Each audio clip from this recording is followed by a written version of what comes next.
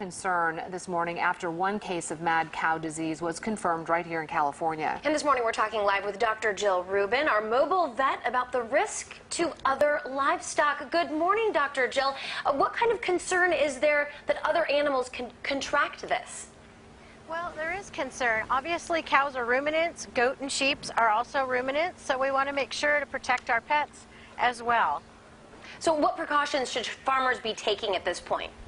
Well, you know, it comes back down to inspection, meat inspection, really important. It starts really at the upper management levels of the government, but feeding a good quality feed, making sure you're sanitary, wash your hands, and then make sure your meat is cooked well.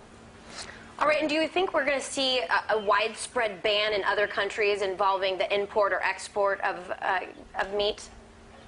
I do. I think we're going to have a huge widespread ban. You know, it happened several years ago, and now that it's out, this is a very serious problem, a very serious disease. Dr. Jyl, we talked to a vet this morning who is involved with UC Davis who actually tested this carcass.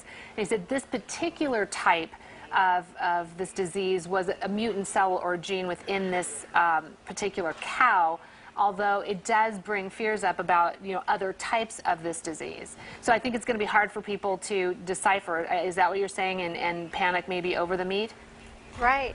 People are going to panic, unfortunately, but we need to wait for the higher-ups to make sure that this is something that's going to be widespread or if this is just an incidental case. So what does the USDA need to be doing to make sure that this just stays an isolated case? Well, I think inspection, you know, most people don't realize meat inspectors are veterinarians, and veterinarians are responsible for inspecting the meat through the government. So it comes again from the higher-ups, and we want to make sure that they take precautions, we take precautions, and also look to see how our meat is raised. Most of these animals are raised on grass-fed, but at the end of their life stage, there are supplements that are given that are actually meat byproducts. So we want to make sure to check out where our animals are coming from when you eat them. And so with people with other animals who may have been at risk for different types of this disease, should they be testing those animals as well? Well, unfortunately, no really great tests occur until slaughter. So that's part of the problem. This is a really tough disease. It's not a bacteria or a virus. It's a prion, which is a protein we just don't know a lot about yet. So do we think this is going to be the last one we hear of in California, or is this something that's we're going to see more of?